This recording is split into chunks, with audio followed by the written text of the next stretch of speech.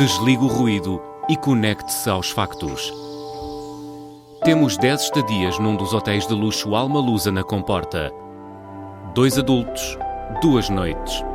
Assine hoje o Observador com até 58% de desconto e habilite-se a ganhar. Tudo em observador.pt.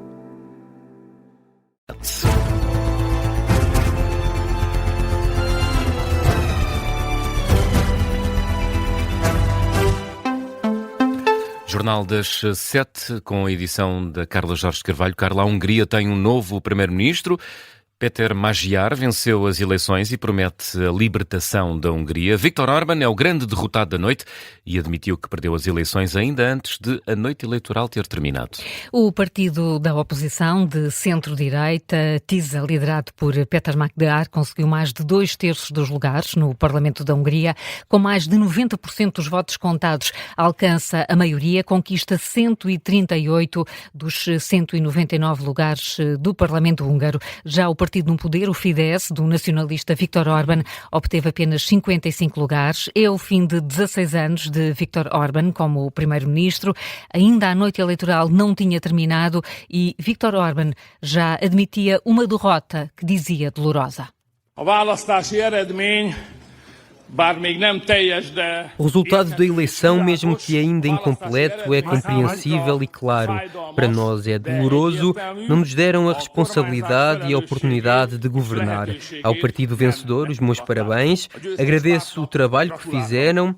Nunca tivemos tanto trabalho em nenhuma campanha eleitoral. Soha ennyien és soha ennyit nem dolgoztunk egyetlen választási kampányban sem.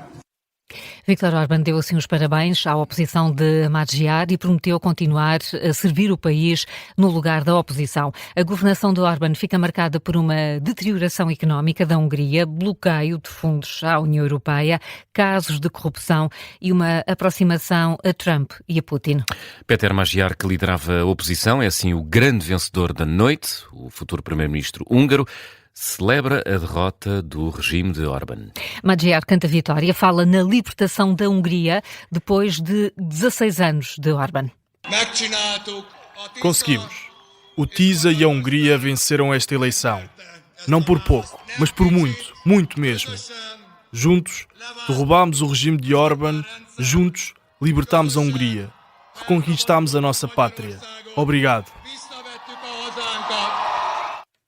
Declarações de Péter Magyar num discurso de vitória perante milhares de apoiantes que se juntaram em Budapeste. As ruas da capital da Hungria encheram-se ontem à noite com festejos de vitória. A afluência dos apoiantes obrigou mesmo ao corte de estradas. Importa perceber quem é Péter Magyar e o que defende o novo primeiro-ministro da Hungria. Contamos para isso com a ajuda do jornalista Rui Casanova. Rui, Magyar já pertenceu ao partido de Viktor Orbán, mas saiu e teve uma ascensão mediática nos últimos anos. Em tempos, Péter Magyar teve um póster de Viktor Orbán no quarto. Foi há muitos anos na transição democrática da Hungria e esta noite derrotou de forma esmagadora. Mas voltamos ao passado. Péter Magyar foi criado no seio de uma família política conservadora em Budapeste. Tem hoje 45 anos, formou-se em Direito. Já na altura Orbán estava no poder. Mais tarde juntou-se ao partido Fidesz, que até aqui estava na governação da Hungria. Desempenhou funções como diplomata em Bruxelas e trabalhou para várias empresas estatais. Foi nessa altura que conheceu Judith Varga, com quem se casou em 2006. A mulher era uma estrela em ascensão no partido Fidesz e tornou-se mesmo ministra da Justiça de Viktor Orbán. Rui, Judith Varga é de resto um ponto fulcral para o crescimento político e mediático de Péter Magyar começar a crescer. Sim, e aqui importa explicar, em causa está uma gravação áudio feita sem o conhecimento de Judith Varga, na qual a então Ministra da Justiça descrevia a alegada interferência do governo num caso de corrupção, um caso que envolvia abuso sexual de crianças num orfanato estatal. Péter Magyar divulgou este áudio, o que deu origem a um escândalo de corrupção no governo de Viktor Orbán. Péter Magyar e Judith Varga divorciaram-se em 2023. Magyar foi mesmo acusado pela ex-mulher de violência doméstica, mas negou as acusações. Certo é que usou este escândalo político para criar uma certa base de apoio, crescer e criticar a corrupção no governo de Viktor Orbán. Críticas essas que lançaram Magyar para a ribalta política na Hungria. Foi nesta altura que fundou o TISA, partido com o qual venceu as eleições esta noite, e tudo isto, como percebemos, num espaço temporal muito curto, tudo nos últimos 3 anos. E Rui, mas afinal o que é que defende o próximo primeiro-ministro da Hungria? Ainda há poucas informações, sabemos que é um político conservador de centro-direita, lidera o TISA, como dizíamos, durante a campanha percorreu a Hungria, focou-se além da capital Budapeste das áreas rurais do país, prometeu medidas duras contra a imigração ilegal, a resolução de problemas relacionados com a saúde e a educação, a reparação das relações com a União Europeia e a NATO e a diminuição da dependência da energia russa até 2035. Rui Casanova com o perfil de Péter Magyar, o novo primeiro-ministro da Hungria, que põe fim a 16 anos de poder de Viktor Orbán. Vamos à análise. A editora de Internacional do Observador considera que o resultado eleitoral de ontem à noite na Hungria permite a Bruxelas respirar de alívio. Cátia Bruno destaca a diferença entre Magyar e Orbán ao nível do posicionamento da União Europeia. Certamente o resultado que a Europa preferia, isso sem dúvida.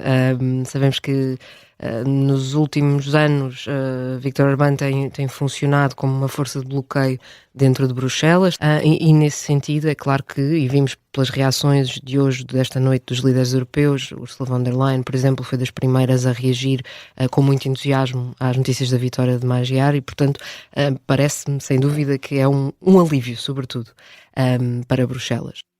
Cátia Bruno sublinha, no entanto, que o novo primeiro-ministro húngaro ainda é um desconhecido e, por isso, deixa a questão. Péter Magyar ainda é um desconhecido. Parece muito mais europeísta do que Orbán era nos últimos tempos, mas sabe-se pouco mais para além disso, ou seja, esse europeísmo ainda não é muito concretizado. E, portanto, isso também nos levanta a questão se ele sempre foi mais europeísta e durante a campanha não o quis assumir porque achou que a questão da Ucrânia não seria uma questão muito popular junto ao eleitorado húngaro, ou se na verdade essa é a sua posição e agora quis apenas fazer bonito no discurso, digamos, para agradar a Bruxelas. A análise da editora de Internacional do Observador, Cátia Bruno, já enviada especial à Hungria, Madalena Moreira, explica que o futuro de Viktor Orbán continua em aberto depois da derrota desta noite. Eu falava há uns dias, enquanto estive aqui, com uma professora da Central European University que originalmente foi deputada do Fidesz na mesma altura em que Viktor Orbán entrou para o Parlamento, que dizia que depois de Donald Trump, Viktor Orbán é um dos líderes internacionais mais imprevisível e que, portanto, se recusava a fazer previsões sobre o futuro de Viktor Orbán, ganhasse ou perdesse as eleições. E, portanto, temos que ter isto em atenção.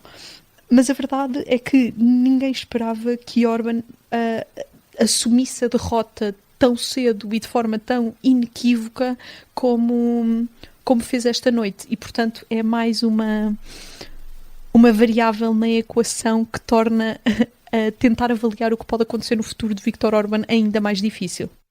Análise enviada especial do Observador à Hungria, Madalena Moreira, na história do dia de hoje. E somam-se as reações à vitória de Péter Magyar.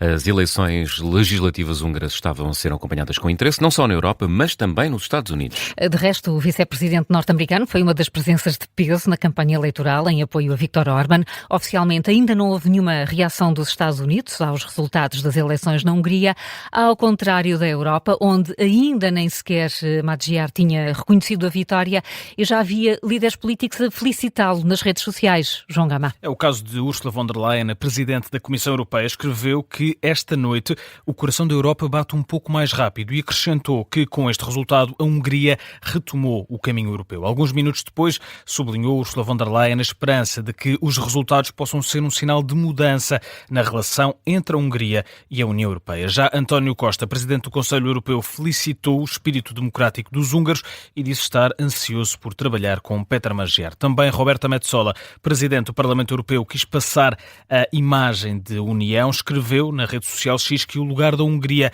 é no coração da Europa e deu os parabéns ao antigo eurodeputado Péter Magyar. Em reação também, Volodymyr Zelensky, que realçou uma vitória esmagadora de Magyar. Também os líderes de França, Alemanha e Reino Unido deixaram felicitações ao novo primeiro-ministro húngaro. Emmanuel Macron falou ao telemóvel com o vencedor das eleições húngaras e depois escreveu no X que juntos vamos impulsionar uma Europa mais soberana em prol da segurança do continente europeu. O chanceler alemão mostrou-se ansioso por trabalhar com Magyar e o primeiro-ministro polaco, Donald Tusk, também reagiu aos resultados eleitorais na Hungria, dizendo que o país, a Polónia e a União Europeia estão novamente juntos. E, João, também já há reações vindas de fora da Europa. Hillary Clinton, que concorreu contra Donald Trump nas eleições de 2016, celebrou o fim do regime autocrático de Viktor Orban. Escreveu nas redes sociais que é uma vitória não apenas para a Hungria, mas para as pessoas que valorizam a democracia um pouco por todo o mundo. No mesmo sentido,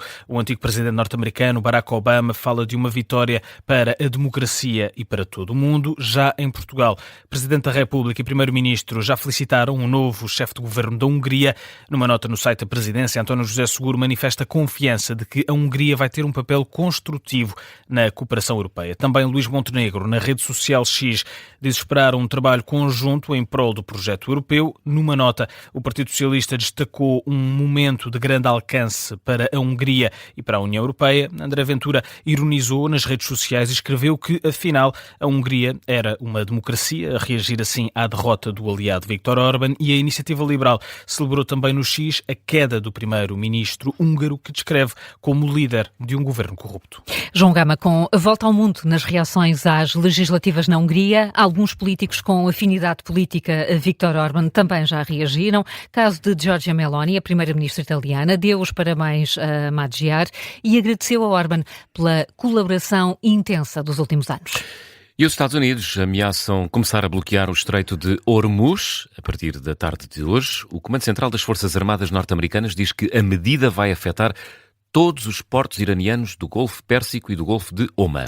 E que o bloqueio vai ser aplicado de forma imparcial contra embarcações de todas as nações que entrem ou saiam dos portos e zonas costeiras do Irão. Isto significa que vão continuar a ser permitidas viagens pelo Estreito de Hormuz, caso sejam realizados entre portos não iranianos. O anunciado bloqueio dos Estados Unidos deve acontecer quando forem 4 da tarde, hora de Lisboa. Isto surge depois de um fim de semana marcado por várias ameaças de Donald Trump. O presidente norte-americano acusa o Irão de inviabilizar as negociações que decorreram no Paquistão porque, diz, Teherão quer manter as ambições nucleares. E o Irão já vai dizer que o bloqueio pode ser interpretado como uma violação do cessar-fogo. O aviso é deixado pela Guarda Revolucionária Iraniana, que já chegou a admitir cobrar portagens aos navios que passem pelo estreito, controlado pelo Irão. Deixaram também outro aviso: qualquer erro de cálculo ou movimento hostil vai levar os Estados Unidos a remoinhos mortais no Estreito de Hormuz. A afirmação é feita depois dos órgãos de comunicação social iranianos terem anunciado que os militares estão a preparar para uma potencial invasão por terra dos Estados Unidos. São temas para analisar daqui a pouco no Gabinete de Guerra, hoje com o professor António Josetel. Vamos à atualidade nacional. Governo, GT e patrões voltam hoje a reunir-se para discutir as alterações à lei laboral, com críticas à central sindical.